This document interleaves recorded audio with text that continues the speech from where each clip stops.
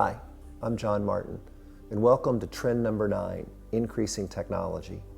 This is the 9th part of our 10-part series, Information and Insights to help you improve your transit system. Increasing technology. It's really hard to explain the pace of technology. We see it in our hands, we see it all around us, but I always struggle to say just how fast it's growing. The best source I have found is this one graph that shows the pace of how fast chips have doubled in their capacity. When you look at this chart, it represents Moore's Law, one of the early founders of computers. And Moore's Law shows you that every 18 months, the capacity of our computers doubles in speed, in the ability to make computations.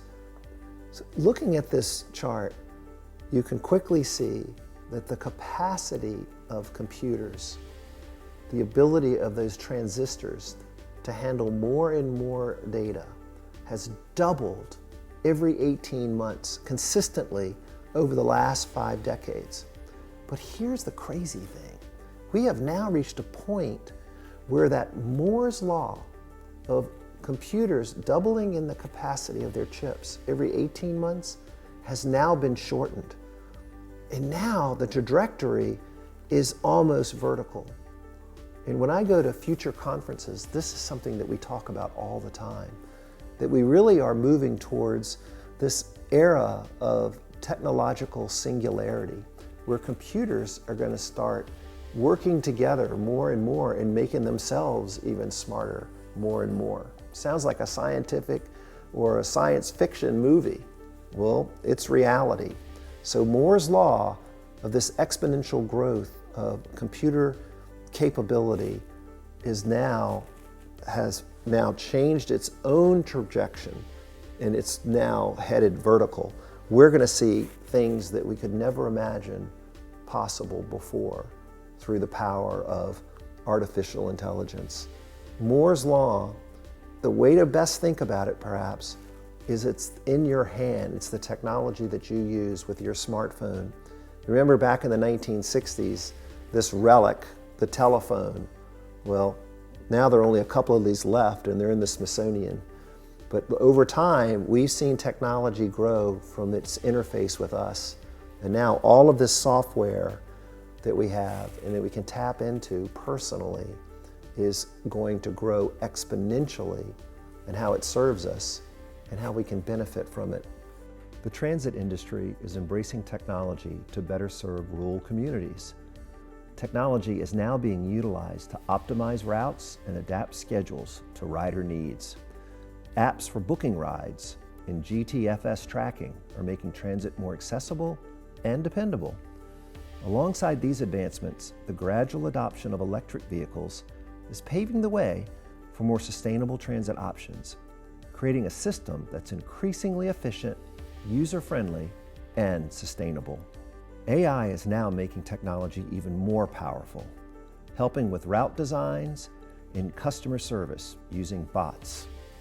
And so I'm going to use ChatGPT as an example, but I want you to know this is just one of the large language models. This is just one brand that was perhaps early on the scene, so now we think of it as a sort of a generic for the category of AI models.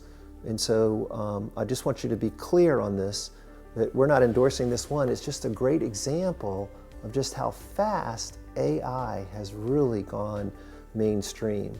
Within 5 days, ChatGPT had over 1 million users, earning it this recognition as the fastest rate of technology adoption in history. And look at it compared to Instagram at 75 days and Spotify at 150 days. Chat reached 1 million users in just 5 days. And that pace continued. In just 2 months, it reached 100 million unique users, faster than any of these other social programs and platforms that a lot of us use. And rightfully so. Chat and the other large language models really figured out something. They figured out how to interface with just a human talking to it, and then tapping into a lot of the other software that was already out there and using it in a more efficient way. So think about a prompt like, hey, chat, could you help me make travel plans? Book me on an airline and get me in there in time for the next RTAP National Conference. Well, then chat uses Kayak or Expedia or any of those other systems to really do that job for you. It's simply amazing. Free assistance on using this is everywhere. If you go to YouTube and talk about how do I use AI, you'll be amazed at the number of homemade videos in some cases of people explaining just how easy it is, how you can use free large language models to get in the game, and then how you can subscribe to others for a nominal monthly fee to really start using it. And our advice to everyone is to not stand on the sidelines. This is going to become ubiquitous. But not only start using it, but start perfecting how you use it. And we're seeing study after study coming out showing just how effective these large language models are, this artificial intelligence is, for people to use to make them more productive. And in this case, you can see on the right-hand side, more productive in terms of being a computer programmer, certainly, but more productive in terms of really customer support, or in terms of writing a business document. And yes, in terms of being a computer programmer, it literally writes computer language. So think about everybody getting onto this to really learn how to maximize artificial intelligence to help you with productivity. Adopt AI to increase the productivity of your transit agency and the individuals that work there. You need to have a mindset where you embrace AI as your friend. Don't be scared of it. But you need to set up a leadership team to really test and explore the best way to use it for your transit agencies. And in that process, publish an official work policies. This is how AI should be used, and this is how it shouldn't be used. There are different boxes you can check, like please don't use any information that we put into chat or any other large language model to improve the model. We're trying to keep our secrets a little more secret. And identify the optimal use cases that you want to be used in your transit agency. Like the folks that are responsible for logistics and the bus routes, okay? It's appropriate to use it here, but it's not appropriate to use it on what kind of people we want to hire.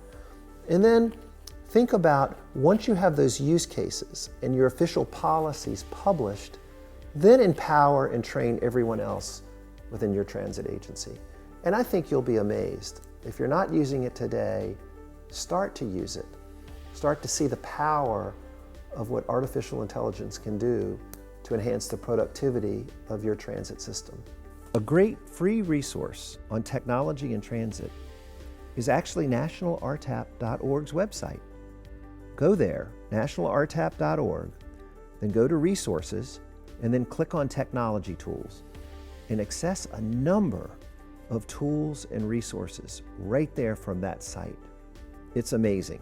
And the use of AI starts right now with looking at your trend sheet and looking at trend number 9 and thinking about how technology can really enhance your operation.